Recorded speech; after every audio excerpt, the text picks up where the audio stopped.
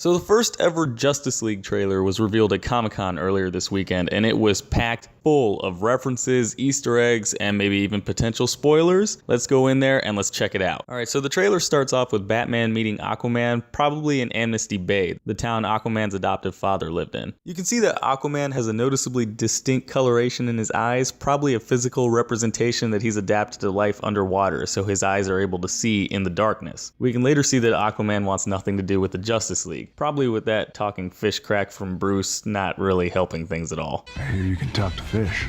We see here what looks like a group of knights or Vikings or something in the forest bearing a mother box. Now we know the people in this group are humans due to the coloration of the mother box. The human mother box is a Bronze Age looking device, while the Amazonian mother box is red, ornate, with circular symbols and ancient writing. And the Atlantean mother box is gray and organic looking in nature. We also get our first look at Wonder Woman. She's sporting a new hairstyle, but not too much different in terms of equipment. It's still the same stuff we saw her carrying around in Batman v Superman. We also get to see some flashes of the Flash and Cyborg, and we see here that he's aged up a little bit. He's a Gotham City college student. We also see the first meeting between Barry Allen and Bruce Wayne. Now we can see some of the screens in the background. We see a Rick and Morty episode. We see the designs of the Flash suit. Now I think they might be some way of maybe testing his vitals. Other people think they're just designs for the costume. It's unknown at this point. We also see what looks like a map of the city and a skull screensaver. Other people think this might be an early version of Gideon, but I think it looks a bit too simplistic to be anything other than just a screensaver. During this scene, we also get to see the Speed Force in effect. Now, let me just take a moment to talk about the Flash here real quick. Ezra Miller hasn't really won me over yet as the Flash, given that we've only really seen glimpses of him in footage so far, but the dialogue is definitely a step in the right direction. He still kind of feels a little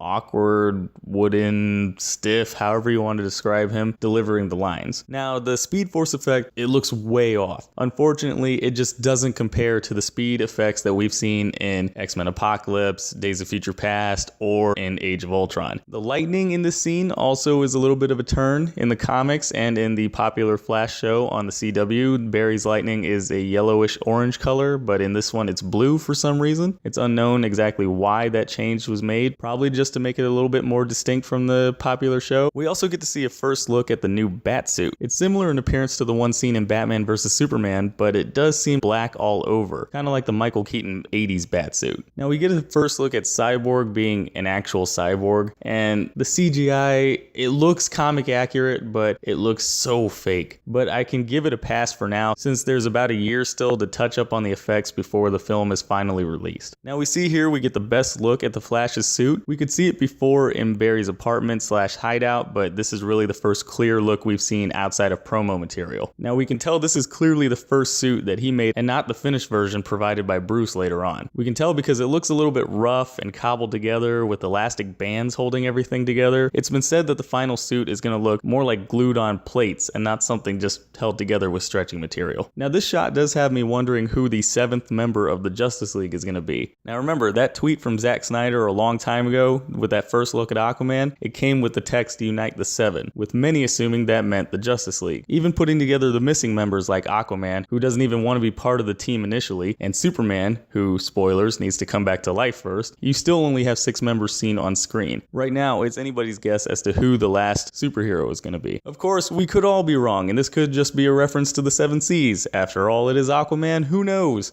Overall, I think this trailer is already miles ahead of what we saw in Batman vs Superman. This trailer definitely seems a lot more lighthearted, although it seems like they kept some of that washed out coloration. Overall, I'm really looking forward to this movie. I think they started to learn from their mistakes with Batman v Superman and from Man of Steel, and I think they're really starting to listen to the fans on this one, and it's really starting to show.